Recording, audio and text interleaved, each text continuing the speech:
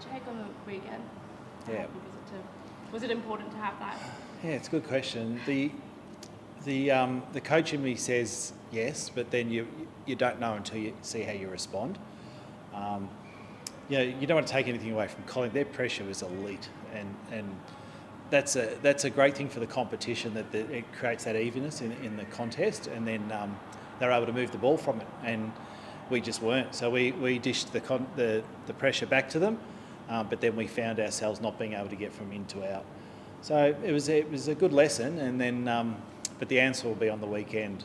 If we can correct that and get the ball to the outside from being pressured on the inside, then the answer to that would be yes. What had to change this week? Not a lot. We feel as though our game's in good stead. We're 4-1. We're 50% ahead of ninth. We've had a great start to the season, and the energy in the group's been really great this week. So it really is a matter of just getting the game looking like how we want it. And on the weekend, from a number of reasons, some of it our own fault, that we just couldn't get it going. And so we just got to see how we respond. I know we spoke sort of last week about changing the forward line pieces to suit sort of each opponent.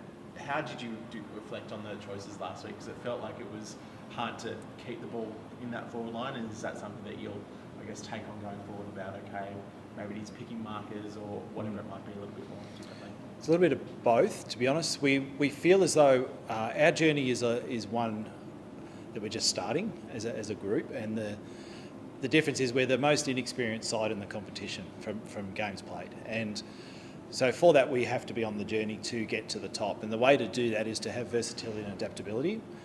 Yes, there's pieces that hurt us last week, but if you just throw it out now and just go back to traditional, then you're kind of changing your strategy. So we're not going to change our strategy, so we'll keep doing it, knowing that there'll be bumps along the way, and I don't think we've earned the right yet as a team to say that we're advanced on the journey and we need to hold a certain structure or do a certain thing. So we'll just keep trying things throughout the year against better sides and against any opposition that's below us as well. And that's just part of our strategy and the way we want to build something that's sustainable. And so we'll stick to that, and then knowing that at times it is going to hurt us in games, and it probably did on the weekend, and that's fine. It's everyone wants to win. We absolutely want to win. We've spoken about grand final eve, preparing for that. That doesn't change either. The only thing that really changes is just how we respond. Obviously, a bit of blow with Julie going down with a serious knee injury. I guess how is she, and also how do you cover someone who's really developed herself over the past couple of seasons into a reliable defensive option? Yeah, she just came out of surgery about half an hour ago, so I know she's just waking up. It all went well. Big loss for us. She's structurally a very sound player for us, and brings the intensity and effort, and just an experienced athlete as well. So Jules will, like you'd pick anyone to do the recovery to the letter, it's going to be her. So she'll tap in with Chloe Malloy and see the journey she was on and what she did. The pleasing thing is we're able to get her in nice and early. She didn't have to wait 4 or 5 weeks for swelling to go down. So that's a great result, because that'll mean that she can come back at some stage next year. Sophia Hurley, I guess on the flip side, how is she looking for this weekend? Yeah, she won't play this weekend. So Soph's had a little minor setback, nothing to do with her foot. It's just as part of the process with that, when you're trying to put load back into them, other things can get niggly, and she's just got a little niggle, and it's just not worth the risk. So she's only a week or two away, but I suppose just where we're at. And it seems funny talking it after the week we had, but we are in a good position, and so we're going to use that to our advantage and not push things with Soph. How does it, even when you say don't push Soph, how do you weigh that up, knowing that it's like week 6, it's a 12-week season? Yeah, well, I think it's just trusting the depth in the squad. There's the scrimmage players that are playing in scrimmage. They're playing very good football, and match committee's hard. And we get Ruby Sargent-Wilson's been playing very great foot. Giselle Davis, great form at the moment down forward. We just haven't pulled the triggers yet. But those type of players, you've got Beck Privatelli playing in scrimmage. So it's a great position to be in. So we just trust the next player in. And Soph is absolutely our reigning best and fairest. She's a very important player, and for that reason we think if the medicos aren't 100% on her, then she just doesn't play, because I'd much rather have her towards the end of the season, trusting that we can get there as a unit. You talked about the feeling of the group. I guess it goes to say you don't need to fire them up for the derby this weekend. Yeah, I think it is. We always look forward to playing the Giants, and I'm sure it's the same with them as well. And yeah, the story will be in the contest, and that's a traditional game. They're close games. The crowd will be unbelievable.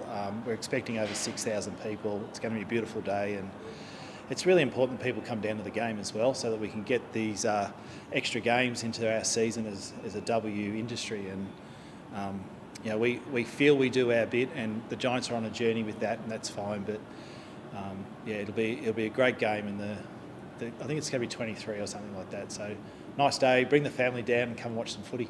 What have you made of the Giants' journey over the last couple of years? Obviously, they're looking to find, in a similar way, a style of footy that they want to play. They want to be an entertaining brand as well, but probably haven't quite had the success. How have you made their journey? And I guess they've got quite a young team they're trying to fashion into something as well. Yeah, they have, and they've got a mix of experience and younger players as well, and not too dissimilar to our journey, to be honest. The way that they play footy is an exciting brand of footy as well, and there's two ways that can go. When there's two teams trying to shut the other team down, it can either turn into a really big contest, or it could be quite free-flowing. So, I enjoy watching the Giants' journey as well, and we've got a number of players that have come from there that play for us, and vice versa. We've got players that play there. But yeah, when it comes to the weekend, of course, we're in a combative field that both of us want to win. So it'll be game on, hot contest. Outside of that, we're all about New South Wales footy and growing the brand of W in New South Wales. So it's a bit of a mix, like playing your big brother or your sister. And it's game on, and then you shake hands at the end, and you kind of, the banter sort of becomes more fun after the weekend. So the Giants are still definitely the older sibling in this rivalry? Yeah, absolutely. They've been around a long time, and yeah, they're our big brother or big sister.